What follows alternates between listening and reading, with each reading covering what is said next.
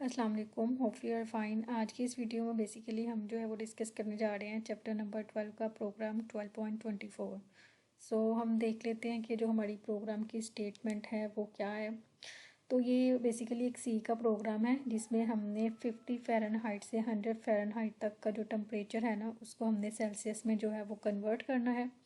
और इसको जो हमने प्रिंट करवाना है वो हमने एक टेबल की फॉर्म में जो है वो इसका रिज़ल्ट प्रिंट करवाना है। और इसके बाद इन्होंने मेंशन किया हुआ है कि हर आइट्रेशन के बाद जो है वो 5 फ़ारेनहाइट का जो है वो इंक्रीमेंट होगा। सबसे पहले हम देख लेते हैं कि हमारे पास जो है वो हेडर फाइल है #include_stdu.h। ये एक स्टैंडर्ड इनपुट आउटपुट फंक्शन है।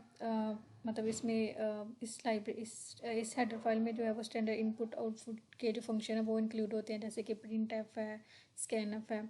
और कॉन आईओ में जो होते हैं वो हमारे पास क्लियर स्क्रीन और गेट सी एच के जो फंक्शन है वो इंक्लूड होते हैं। इसके बाद हमारे पास हमारे पास जो है वो मेन का फंक्शन आ गया। अब हमने जो बेसिक जो हमारा कॉन्सेप्ट है वो ये है कि हमने यहाँ से शुरू करना है। इसमें हमने एक इंटीजर टाइप का वेरिएबल लिया जिसका नाम है, हमने रखा है एफ़। इसको हमने बेसिकली लिए क्यों यूज़ किया, इसमें हमने जो फ़ारेनहाइट का जो टेम्परेचर है ना उसको इस यहाँ पे स्टोर करवाने के लिए हमने ये वेरिएबल यूज़ किया।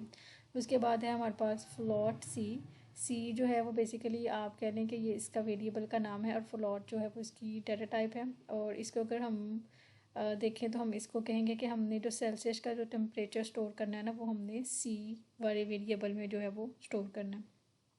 इसके बाद इसने कहा है कि आप लोगों ने क्या करना है, प्रिंट एफ करना है। जैसे कि एक फ़ारेनहाइट है, ये जो प्रिंट करना है फ़ारेनहाइट टेबल, जो टेबल की हेडिंग होती है वो। उसके बाद फिर स्पेस वाला सिंबल ये यूज़ होगा, टैब वाला। और इसके बाद इसने सेल्सियस जो है वो यूज़ किया। और उसके बाद जो है एन वाला इसलिए यूज़ किया कि नेक्स्ट लाइन में जो है वो हमारी स्टेटमेंट लिखी जाए।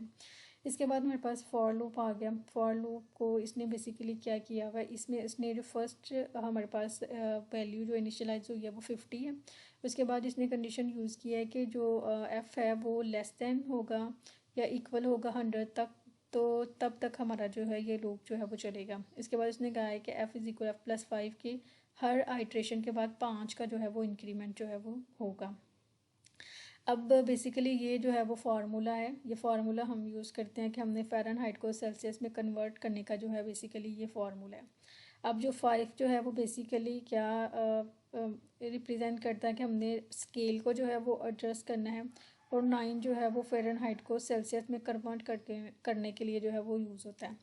अब इसकी जो हमारे पास ये जितना भी हमारे पास रिज़ल्ट आया वो कैसे आया वो मैं आप लोगों को डिस्कस करती हूँ। अब देखिए कि हमारे पास है फर्स्ट आइट्रेशन में हमारे पास क्या था कि 50 वैल्यू थी।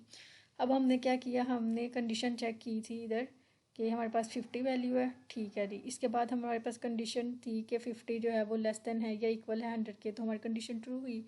तो इसके बाद जो है वो हमने ये इस प्रोसेस में आ गए। हमने क्या किया कि हमने यहाँ पे लिया एफ़, जो हमारे पास फार्मूला था। एफ़ की वैल्यू अभी क्या है 50 और माइनस किया 32 से। उसके बाद इसने क्या किया कि मल्टीप्लाई करो 5/9 से। तो ये जो चीज़ है वो कैसे निकलेगी, सबसे पहले आप लोगों ने ये ब्रैकेट को सॉल्व करना है। 50 - 32 करेंगे तो हमारे पास जो आंसर आएगा वो होगा 18, यहाँ पे रह जाएगा। इसके बाद हम 5/9 करेंगे तो हमारे पास आंसर आएगा 0.5 समथिंग। फिर आप लोगों ने इसको और जो 5/9 करने के बाद जो आंसर आया ना उसको मल्टीप्लाई कर देना है 18 के साथ, तो आप लोगों के पास रिज़ल्ट आएगा 10.00। ये आप लोग देखें कि 50 के बाद हमारे पास ये वाला रिज़ल्ट आ गया। इसके बाद सिंपल फिर आगे यही है कि हमारे पास फिर नेक्स्ट आइट्रेशन स्टार्ट हुई। अब हमने क्या किया कि एक आइट्रेशन के बाद 5 का इंक्रीमेंट किया, ठीक है। अब हमारे पास यहाँ पे क्या आ गया, 55 आ गया। अब हमने फिर कंडीशन चेक की कि 55 जो है वो 100 से कम है या बराबर है, तो जी कंडीशन हमारी ट्रू थी। फिर हम इस फार्मूले पे आ गए। फिर हमने यही प्रोसेस किया कि 55 को माइनस कर दिया 32 से। इसके बाद जो है फिर वही प्रोसेस, और इसमें जो वैल्यू बच जाएगी उसको मल्टीप्लाई कर देना इसके साथ, तो हमारे पास ये सेल्सियस की वैल्यू निकल जाएगी। तो सारा प्रोसेस आप लोगों ने इसी तरह करना है, और इसमें टोटल जो है वो 11 आइट्रेशन होंगी।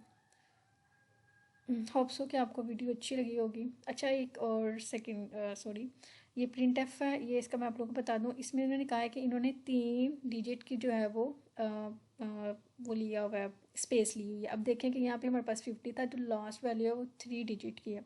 तो तो इसलिए जो है वो हमने यहाँ पे 3 डिजिट जो है वो 3D की स्पेस ली है, मतलब विड्थ जो है वो इतनी ली है। अब इसके बाद है हमारे पास 6.25, हमने ये वाली जो वैल्यू है ना इसकी विड्थ बताई हुई है कि कितनी होगी। हमने ये भी बताया था कि ये 6 जो है वो टोटल वैल्यू को बताता है, यानी यहाँ से लेकर जितनी भी वैल्यू जितनी भी स्पेस होगी 6 इसको रिप्रेजेंट करता है। 2F का मतलब है कि पॉइंट के बाद सिर्फ 2 वैल्यू आएंगी, ठीक है। और इसके बाद आप लोगों ने प्रिंट कर देना है F की वैल्यू को और फिर C की वैल्यू को, और ये हमारा हो गया एक पूरा प्रोग्राम। होप सो कि आपको वीडियो अच्छी लगी होगी। मेरे चैनल को सब्सक्राइब करें, लाइक करें, दूसरे के साथ शेयर करें। Thank you.